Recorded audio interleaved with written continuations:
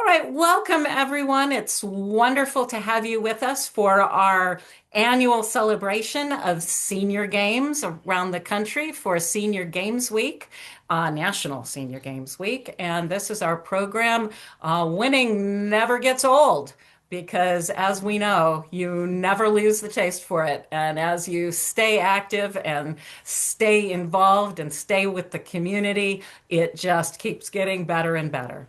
So I really appreciate you joining us for this. Spread the word on Senior Games. And thank you. I see Kirsten, the Executive Director of San Diego Senior Games, with us. Good to have you here, Kirsten. Lots of wonderful people who have participated in our Senior Games. And of course, our very special guest, who I will let Anne introduce in a moment. So, first of all, I am Annie Lasky. I am the Director of Events here at the Pasadena Senior Center. And we're hosting this Zoom along with California Senior Games Association. When I started here 8 years ago, I was handed the Senior Games as part of my job. And I think, as most of you know, it's never just a job, it becomes your life. So, as manager of the Pasadena Senior Games, I joined the California Senior Games Association on the board, and I'm now also a board member of the National Senior Games Association. So, I'm linked into people all across the country at all levels of the games, and it continues to be just an incredibly um, uh, joyful, wonderful, and inspiring program to be a part of. So with that, I'm going to pass it over to Ann Warner Cribbs. And as host, I get to introduce you, Ann. So Ann Warner Cribbs is an Olympian and trailblazer in women's sports. She won her first gold medal at the 1959 Pan American Games at the age of 14. She co-founded the American Basketball League, which set the standard for women's professional sports in 1998. The following year, she became president and CEO of the Bay Area Sports Organizing Committee, which sought to bring the 2012 Olympic Games to the San Francisco Bay Area. And she is our president chair of the California Senior Games Association. Welcome, Anne. And I'm going to spotlight you and you can take it away. Thank you, Annie. I really appreciate that very gracious introduction. It's really fun to be here. I was saying to the group earlier that this is a tradition that California Senior Games started during COVID when we were disconnected from each other. And we've had some amazing guests, and we're continuing to have amazing guests. I want to note one of our board members, Matthew Kilter, who is a track and field athlete and also a board member of the CSGA, has joined us along with Carolyn Zone. You heard her pedigree. She's a long time member of the California Senior Games and a big helper to Pasadena, and has all sorts of wonderful things that she does for all of us. So we're really happy to have you here. And then, of course, my very good friend, I'm so honored to have Willie Banks be here as the big part of our program today. And I'm excited to hear what everybody on the panel has to say. As Annie mentioned, I am the current chair of the CSGA, the California Senior Games Board of Directors. We're a small association that monitors and directs all the California Senior Games. We have 5 different games in our region, from San Diego to Pasadena to the Bay Area to the Inland Empire and essentially to the East Bay. Probably 11,000 athletes altogether participate in one of those games or more of them, with 1,900 who qualify to go to the every other national senior games. We qualified 1,900 last year, and about 650 went to the games last year in Des Moines. And I know that Willie has participated in both the qualifying and also in the national games, which is one of the reasons why I really wanted to have him here. So what I'd like to do is give Willie, Matthew, and Carolyn an opportunity to say 30 seconds about themselves. Then I'm going to take back the mic and talk a little bit with each one of them and ask some questions. I'm hoping that the people in the audience will have questions probably in about 20-25 minutes, and then we'll kind of have a group discussion and end up with a couple of fun facts for the future. In the meantime, I'm really glad you're here, and I'm looking forward to a really fun afternoon. I do want to say that I am the proud recipient in the last 4 weeks of a new left hip. While it hasn't affected my brain, thank goodness, it certainly has slowed me down. So I would appreciate your patience during this crazy recovery time. So Pat, I can see you. I can see you nodding. Thank you very much for your support. Um, so we're really celebrating the third annual National Senior Games Week. And it was created by the national office. They are nsga.com. And all sorts of good information about senior games and senior athletes to really highlight the fact that senior games exist. We sometimes think that we're the best kept secret in the country. And if everybody would come to a senior games, they would be infected by the enthusiasm, the great spirit, the camaraderie, the friendship, and the willingness to say competing never gets old. So we're trying to make sure that we recognize the incredible power of staying active throughout everybody's age. Um, in terms of a personal thing about me, I just wanted to mention again about the Olympic Games in 1960. I was so privileged to represent the United States in swimming in 1960 in Rome. And I've always believed that the joy of sport doesn't end with one competition. It can truly last a lifetime. And for me, it really has. I'm continuing to be involved in organizing the senior games. I have an association with the Olympic alumni, and I am committed to helping kids enjoy sports, having access to sports, making sure that everybody has an opportunity. Um, when we talk a little bit about opportunity, my games in 1960 ended in 1960 when I was 15 because there were no opportunities for me to swim in college. In other words, those of you, especially the women in the group, know that Title IX didn't exist when I was 16. And I always wonder, how fast I could have gone. I was two 100ths of a second away from the 200-meter breaststroke world record. And I wish that I had had that opportunity. So having said that, I'd like to turn this over for a little bit to Matthew Kilter, who is not only an attorney, but a senior track and field athlete. Matthew, thank you for joining us this afternoon. Delighted, Ann. It's a real privilege to be with this group. Um, I'll try to keep this to 30 seconds, hard for an attorney. Um, so I got involved with Masters track and field about 6 years ago, stumbled into a group when we were all looking for things to do outside, an incredibly welcoming group. Pete Michon, Frank Strauss, Elspeth, and all who are all world-class athletes who take care of me. I'm the laggard in the bunch, but it's been a wonderful community over these last 6 years, and the opportunity to meet with people at various events has been just profoundly encouraging. I'm now no longer an attorney. What I am now is a historian focused on sports history and the civil rights era. So that's for a later chapter. And before I see the chair, I do want us all to recognize that 2 days ago we had a very important event. One of our panelists hit a milestone birthday, and if I could sing, I'd lead us all in happy birthday, but I can't. So I will just note that the second most distinguished Olympian on this panel, just had a big birthday on the 11th. Very nice. Thank you. Thank you, Matthew. Really, really appreciate that. Carolyn? Okay, so I'm Carolyn Zorn. I work in the I'm working in the Pasadena Senior Center's gym now. We have a new program for personal training and physical therapy. It's really good. We're trying to get everybody in. We do a lot of work with getting balance together. We've got all kinds of really good machines there.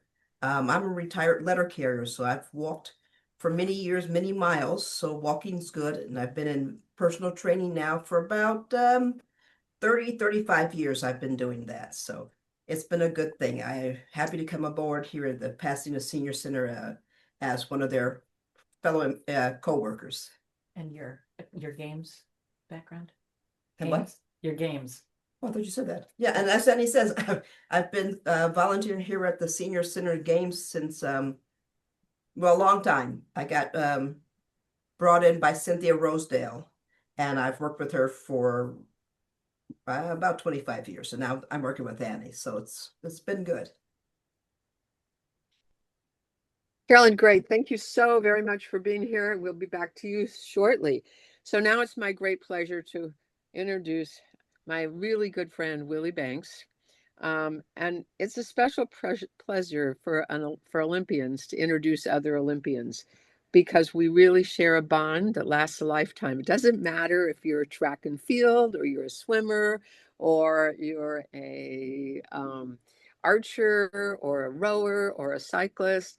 If you meet another Olympian and say you're an Olympian, there is an instant recognition of the fact that we all shared the opportunity to walk in the opening ceremonies, to care about the goals and ideals of the Olympic Games, and to find a way to do our very best on one particular day.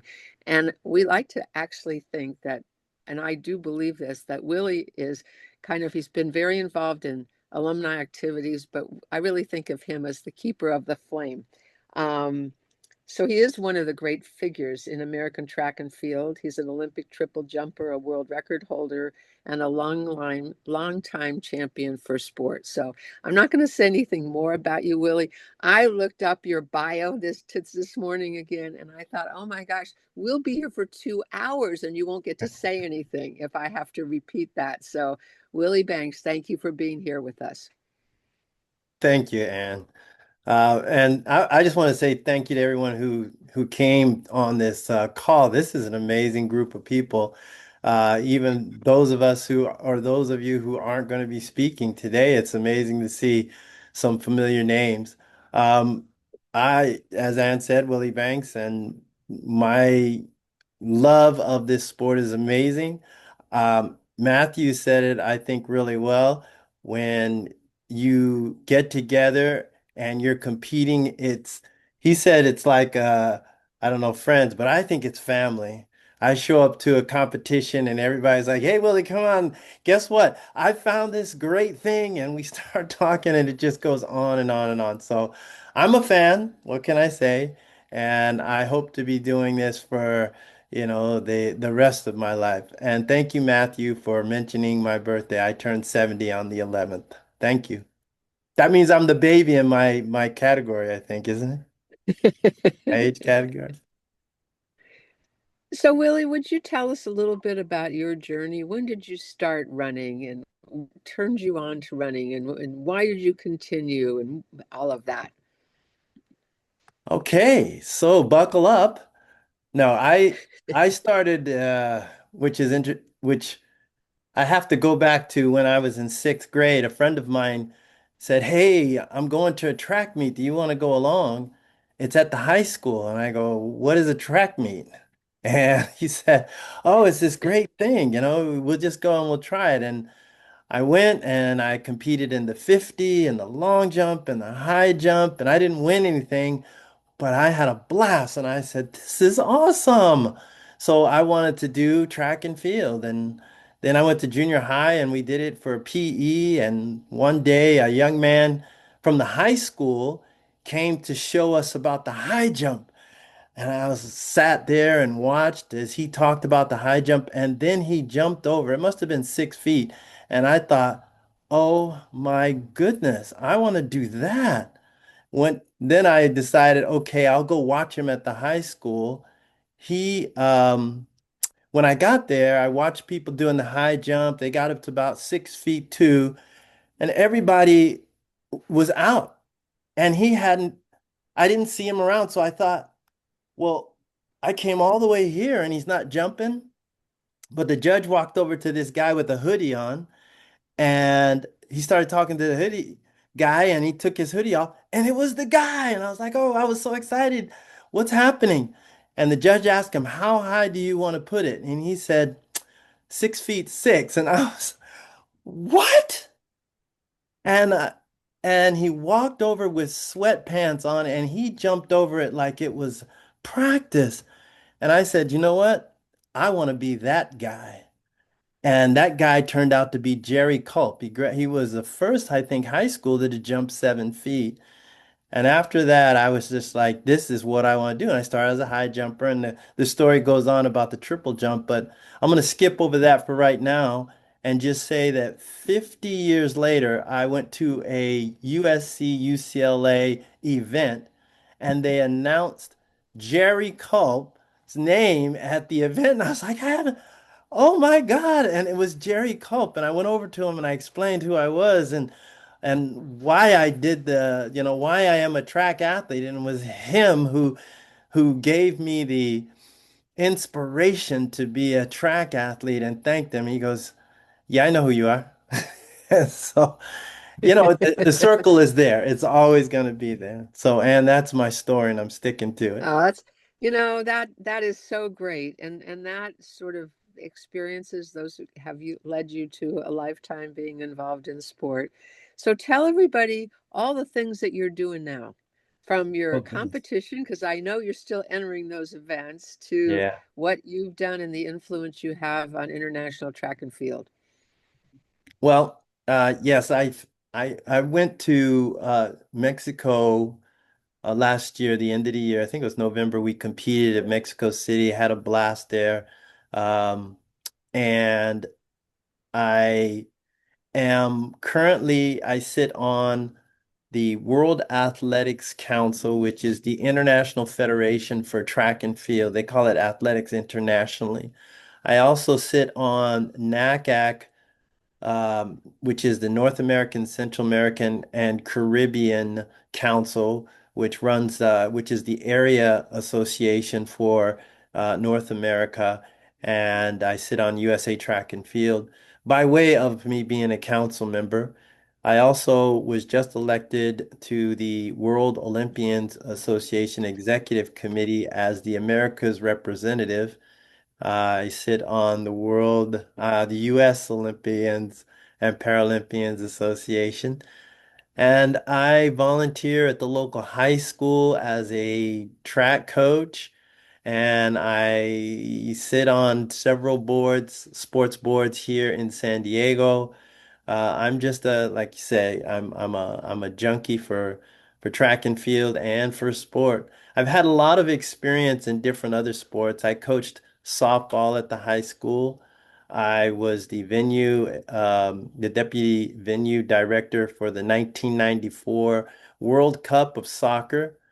I also worked for the World Baseball Classic when it was here in San Diego. I also worked for the 1996 Atlanta Olympic Games as the Director of Athlete Services. I really enjoy my business was actually selling artificial turf to big facilities in Japan. It was a very good business for me, international exporter, and just it kept me involved also in the sport industry. So that's me in a nutshell.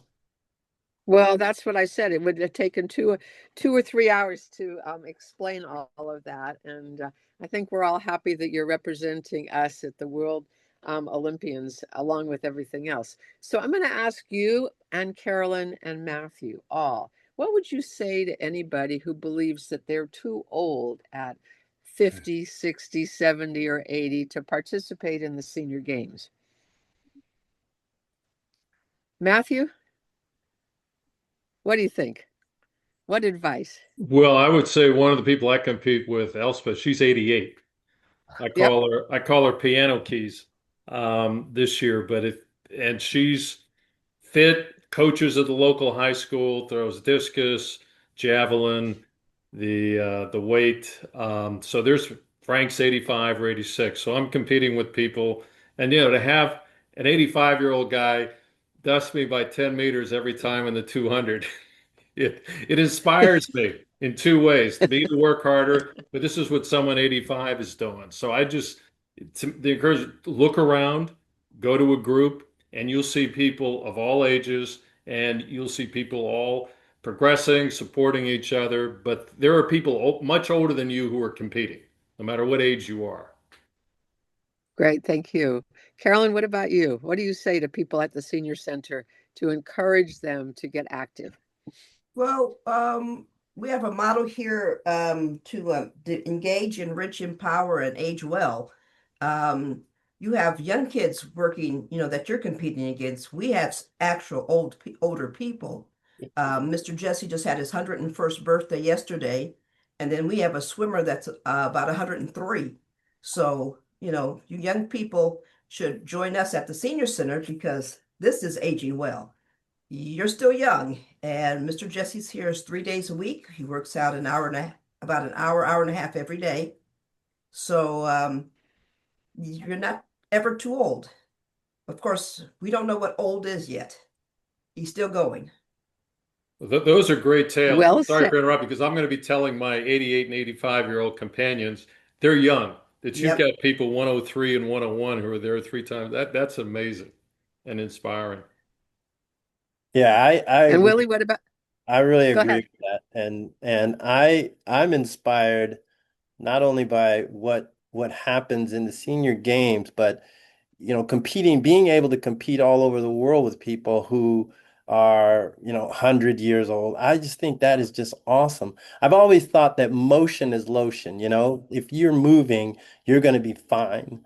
And you just got to keep moving through anything, and it's been fun. I used to live in Japan for 3 years, and they have hundreds of people who live past 100 years old, and they're competing, they're running, they're swimming, they're playing soccer. I'm amazed.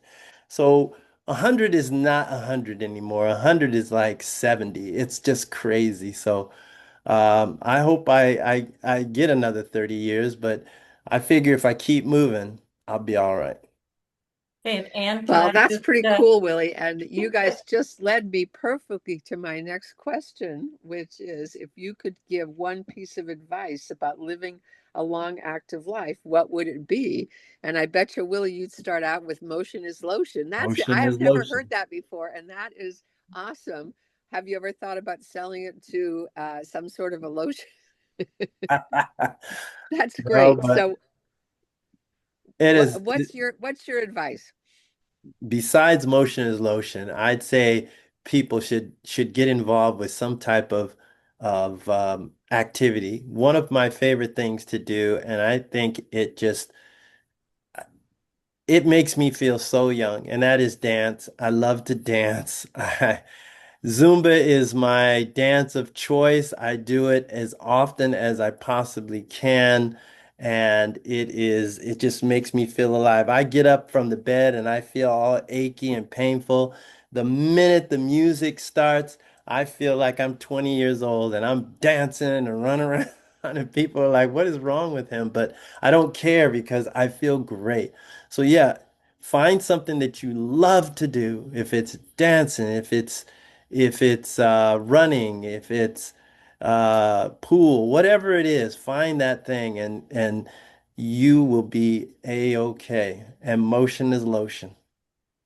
Well, a little secret for everybody who's on the call, Willie is infamous for leading the Zumba class at all of the Olympic reunions. And every time Olympians get together, you know that there'll be a Zumba class and Willie will be out there leading the whole thing. So, Carolyn, what about you? What's your Well, advice? Mr. Jesse's big thing is just keep rolling. Mr. Jesse, if he's not driven up here, he walks a mile to the gym. So, as Mr. Willie said, as long as you keep moving, you'll keep going. So I think I have to concur. One of the best things we got, keep moving. And Matthew? I would third that guidance and would just add to it motion and community. I mean, doing it with other people. Oh, I like that. That's very good because, as I said, when you go to a senior games, and we've got our first up here in the Bay Area senior games, we have our swim meet kicking off our year of senior games, and we'll have 72 people at our meet a week from Sunday, and all happy. Doesn't matter if it's raining or it's sunny. Doesn't matter about anything except for the fact that they're there together having a great time. So. I'm going to switch back to a question I want to ask Matthew. You've had I'm sure, demanding professional career as an attorney. How has competing or continuing to compete in track and field helped balance your life, if it has? Or Well, did you start track and field after you retired? I started as I was on the glide path. I was on the reducing my time because, frankly, when I was working as an attorney full time, I would get a weekend run here or there, but not the kind of consistent practice that, frankly, was enabled by this work from home that started in 2020. So then, even though I was working full time, the schedule was a little more mine, so I could. That's when I started it. But no, it would be nice to think of a balance. Frankly, I don't know how people balance family, competing, work. It's challenging, but I think nonetheless it's important. I'm one of the fools who thought until he was in his early 60s that sitting was healthier than standing. And now we know it's not, for Yes, so I sure. have a lot of years to, so I would just encourage motion, no matter, even if you're not competing, just motion from an early age when you're out of school. Motion. It doesn't have to be competing. You can just be walking the dog every morning. Just do that. And then when Great. Listening to all you guys, I'm feeling like we should all be getting up and standing up and walking around instead of talking on the Zoom. Well, it looks like Carolyn, from Matthew your is standing. Are you I am standing? standing. See, he's brilliant. He's brilliant. Well, I oh, you're wouldn't say smart. that, Yeah, but I am that's standing. great. So, Carolyn, from your trainer's perspective, are there some myths about exercise and aging that you wish people would stop believing? I think one of the big things is I can't do it. It's too heavy. Mm. So I have a Miss Tomei, she's 87 years old, and her big thing is she can't lift heavy.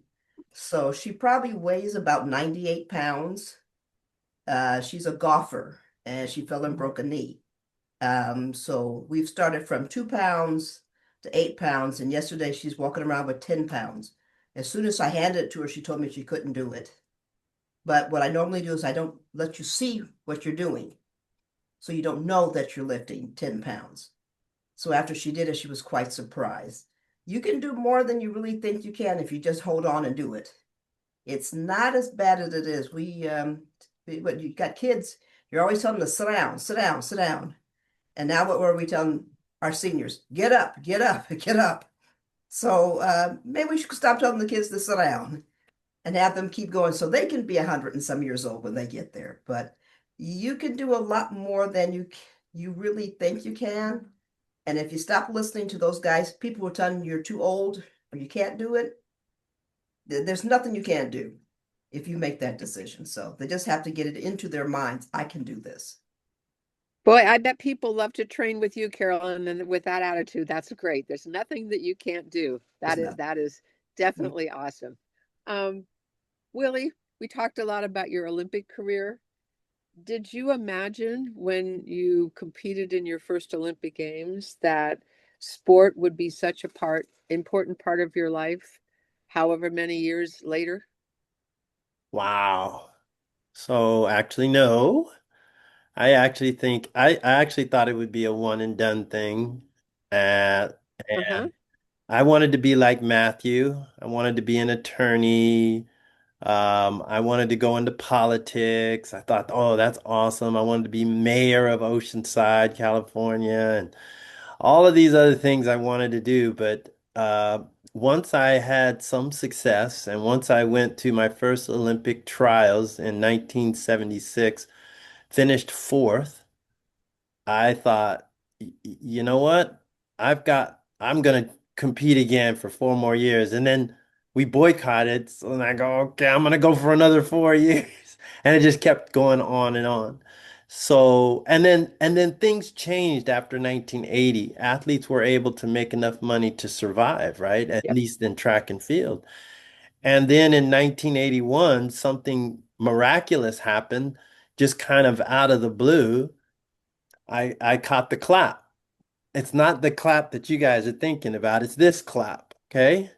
And it just started in 81 from a competition that I was in Sweden. A bunch of drunk guys started clapping for me, and it just grew. The whole Pretty soon at the end of my jumping, the whole stadium was clapping rhythmically for me to jump, and I had so much success from that, and then it just followed me everywhere I went. There was the clap, and so I gave up my dream of politics and being an attorney, and just stayed in sport. And I had a long 20 years of being one of the top triple jumpers in the world, set a world record, and just I've had the most blessed life as an athlete that anyone could ever have. Well, I'm smiling with you talking about the clap because for everybody on the call, when I first got involved with the Senior Games, we had our annual meeting one year. I want to say probably 2007, 2008 or 9 in San Diego. And I flew down from Palo Alto and I thought, it'd be really fun if we could get an Olympian out of my Olympic group to come and just be at the annual meeting and sort of talk about being an Olympian. I mean, they've heard me talk about it, but it gets old after a while. We need another Olympian. So Willie lives in San Diego and he came and he told the story, but it took longer than just 2 minutes to tell the story of this where this clap came from. And so I was so excited to have him. I mean, that was one of my questions to Willie to talk about it today. And I don't think you did it justice, Willie. So I'm going to read when I Google search what I got today, just for everybody on the call. The Willie Banks clapping story, 30 seconds is all it's going to take. One of the great traditions in track and field actually started with Willie Banks. During a triple jump competition in the early 1980s, Willie began clapping rhythmically while running down the runway to get a crowd involved and energized. The fans started clapping along with him, creating a powerful rhythm that helped build excitement in the stadium. That simple moment caught on. And today, you see athletes all over the world using rhythmic clapping to engage the crowd in the long jump and triple jump competition. It's become a tradition in the sport, and Willie Banks helped start it. So great work because it continues to go on. It's great. So that's a Thanks, favorite Ann. story of mine about Willie. How about if we ask all our panelists about maybe their most favorite story or the one that comes to mind about their own athletic experience or their experience with the Senior Games. So start with you, Carolyn. Oh, okay. Uh, well, let's see. I'm not an Olympian. I did have the opportunity to run against an Olympian in college back about I couldn't tell you the year, but Evelyn Ashford, if you remember her. Oh, yeah. Very. I ran track in college, and I thought I was kind of hot stuff until we went to state meet, and I was in lane 2, and she was in lane 1. I remember the starter going, "On your mark, get set." And I remember hearing the gun, and I remember seeing Evelyn Ashford at the finish line. And I think I was still at the starting line. And don't know who she was, where she came from, or what had happened. It was in the 200-meter run. But after that, I realized I don't think I'm going to go to the Olympics, but I did have the opportunity to run against one. I went then into physical fitness and training. So I figured I'm not going to be able to run with the Olympian, but I definitely can train these Olympians. So, and I've done that ever since. So I've enjoyed it. I like to see other people go through. I competed in bodybuilding, and I did that for about 10 years, and it's a quite a grueling sport, and quite expensive, but I had loved it. And I've been an athlete in athletics ever since. So it's that's my experience with this. I love that story. Thank you very much for that. Thank you. Matthew, what about you? Well, the closest I ever got to an Olympian was weightlifting with Evelyn Ashford in Santa Monica in '84 when she was rehabbing. My just to go back to Willie's clapping, my favorite moment from World Championships or an Olympics was either 24 or 23. It was, I believe, the triple jump, the men's triple jump, or maybe it's the men's long jump. I can't quite remember which one. But what was really cool, and I think it's part of the culture of track and field, both in the professional, the Olympic competitors, and also in the senior games, is the person who was leading the clapping for for the final competitor doing the final jump. So the person who the way it's set up in those, if you're leading, you get to jump last, you know, which you have to beat. So the person who was in second made a great jump on their sixth jump, put them in first place.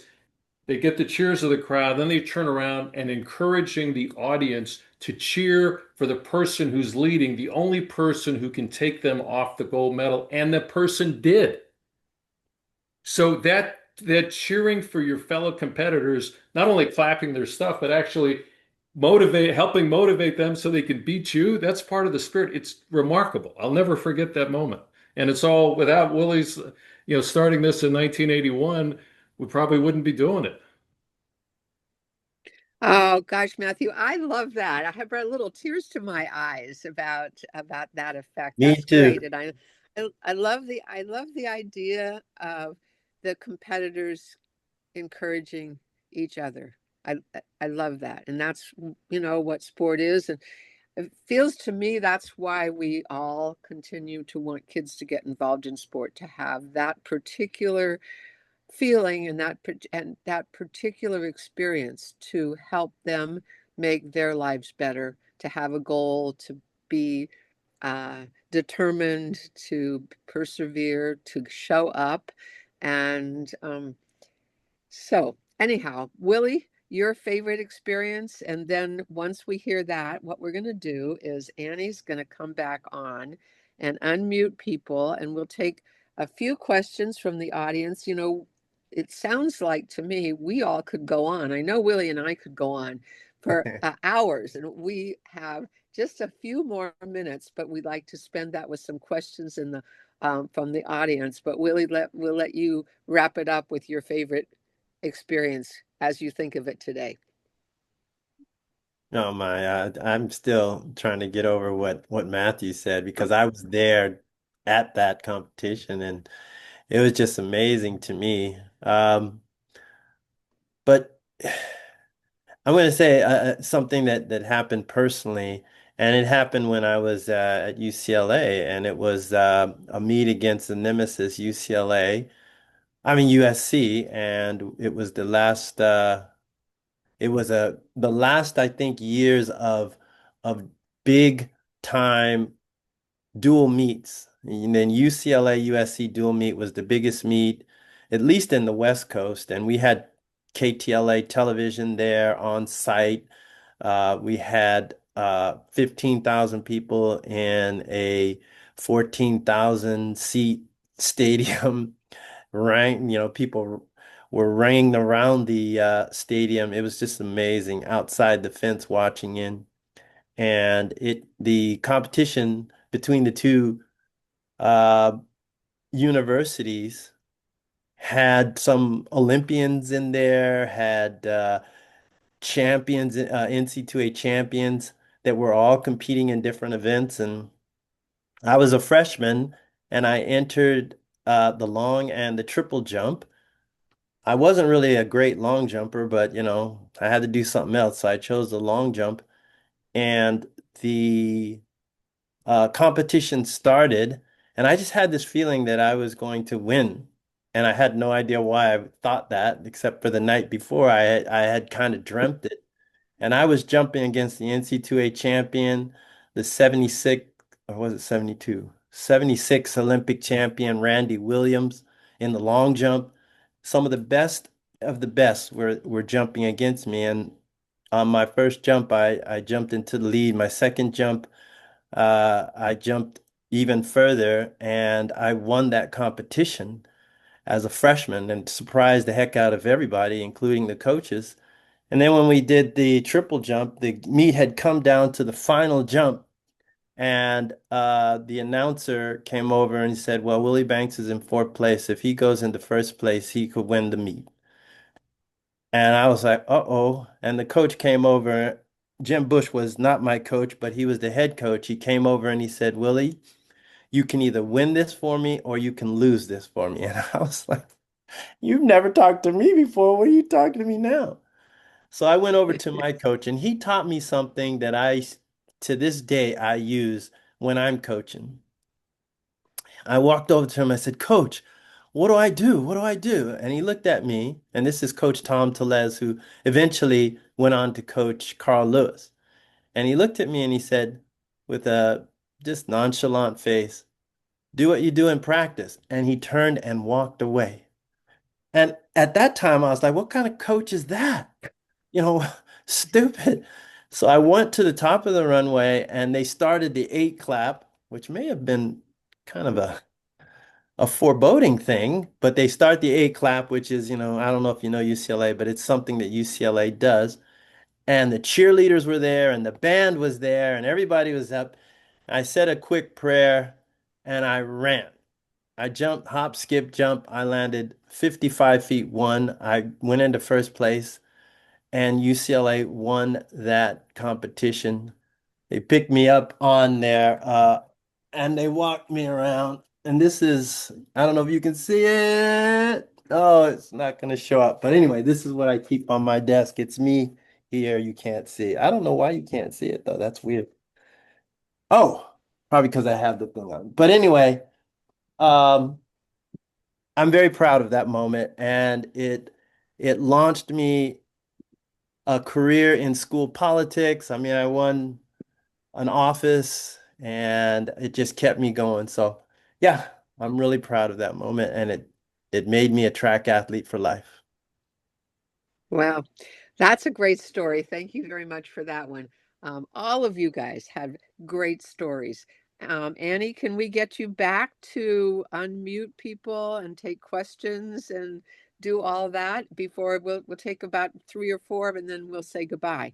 Okay, yes. So I have done that, and now I'm just going to make it so that I can see the whole gallery, so I can see who's here. And I'm going to just remove the spotlight from you four so that everybody can see everybody, including me. And let's see, where's Matthew? There's Matthew. Okay, Matthew left last on the spotlight. Okay. So you should be able to unmute yourself if you so desire. But first off, there's a couple of messages in the chat. They're both from David Moxley. And I'll just read them through. It says, at some point, we've all been hit by the bug and made the leap into getting back at it. But do you have any tips for getting the others that we know to get back out there on the track or whatever your sport is? So that's the first question. Well, I've got one tip that I use a lot for my friends who don't want to do it. I say, well, don't jump, do something else, right? Try something new. Try something that you've never done before. And that way you don't feel judged. Because a lot of my friends are Olympians and they don't want to lose, to someone who is not Olympian. I say, it doesn't matter. Just try something else. Just go out and get going. Because if you don't, you're not going to be able to get going. So get out there and do it. And several have taken that to heart and have started doing track or swimming or something like that. Hey. Well, Fatima asks, what do you say to a 60-year-old that just discovered that wants to be active by running and cycling, but doesn't know the rules of the game to compete? Well, I'll say find a local club that will get you moving. And I know that we have a running club coach here. Pat, why don't you unmute yourself and tell someone how to get into running? We just welcome everybody and we let them start wherever we meet them wherever they are. If they want to start walking, we have people that'll walk with them. If they want to take off, we have different games that we can send out somebody way out there and have them come back. But there's a variety of things, and we just never stop inviting them and welcoming them. We hug them. We're family, as they said earlier. But we've been with the Pasadena Senior Center now for years and years, and we're still alive. We made it through the fires. We made it through COVID. Just keep on inviting them, keep on encouraging them, and meet them where they are. If they don't feel like doing something, I do myself. I run as I feel, or I don't run at all. And So Pat is with the 261 Fearless Running Club. Yeah. And I would just say that senior games are a great place to start. Yes. So if you are in San Diego, contact San Diego Senior Games. If you're in the Bay Area, contact Ann at Bay Area Senior Games. If you're in Pasadena, contact me at Pasadena Senior Games.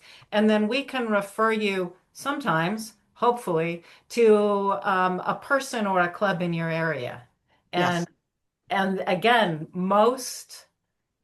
many groups, especially in senior athletics, are so excited to have somebody want to start or want to restart that they're just going to take you by the hand and mentor you through it. That's right. That's right. We love new members. We love them all the time. And my motto is beware the chair. As an ultra runner, you don't sit down. You'll never get back up out of that. So just beware the chair.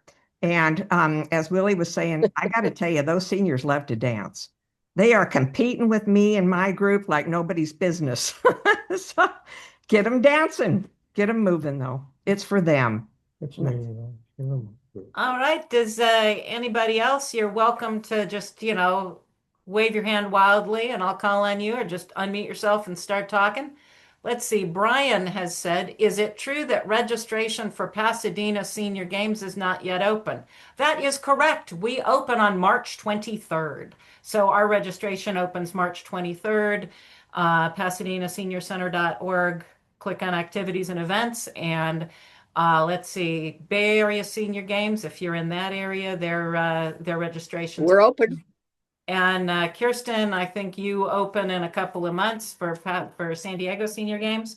But yeah, so we go online about 10 days. So looking forward to, people can compete down the state. They can go to Bay Area, then they can come to Pasadena, then go down to San Diego, and stop off at Inland Empire. Annie, Okay, well, that's great. And Ken and I did not qualify for some things at yours. So we went to Annie's and qualified there. So just go up and down the state and get yourself qualified. Keep going. And have some fun and meet some Thank you, Pat. people.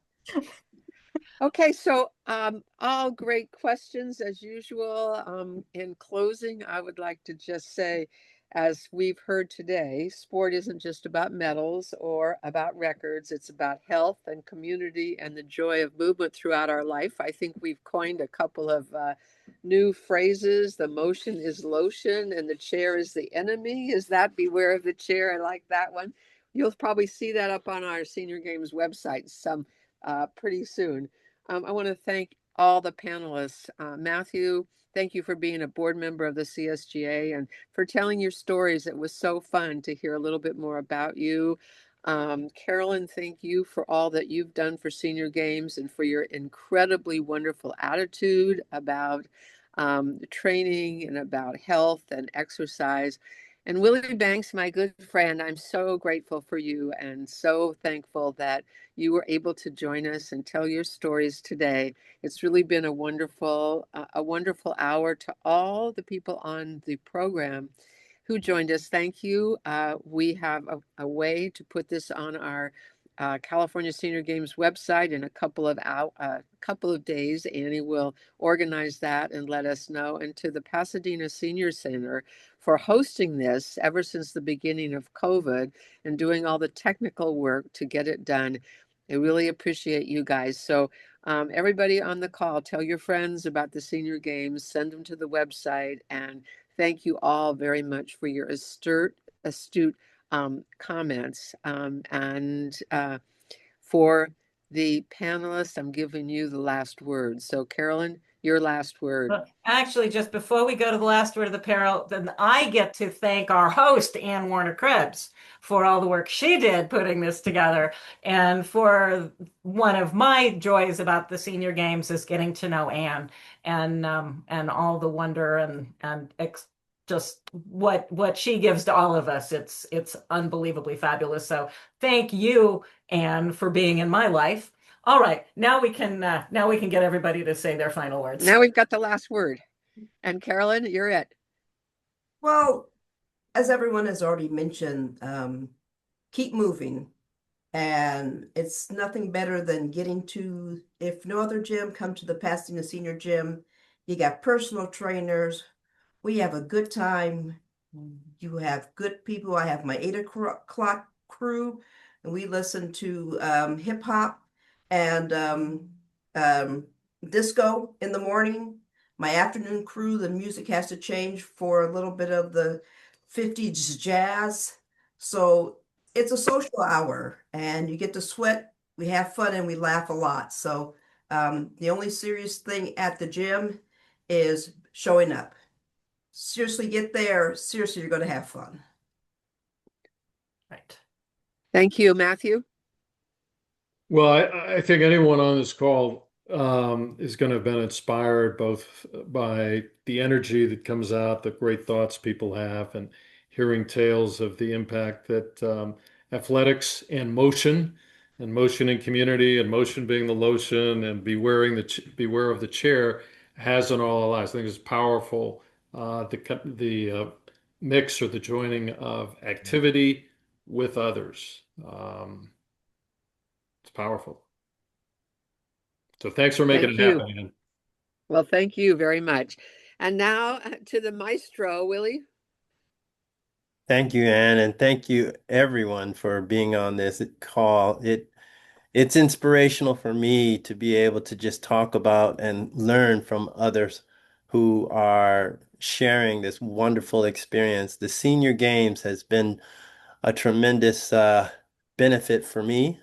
I've competed in several of them, but also I served on the board for a while, so I know how wonderful this organization is firsthand, and I just want to be one of the people that sings its praises and to share something that is life changing is very important. So thank you, Anne, for putting this together and for asking me, and you can always ask me.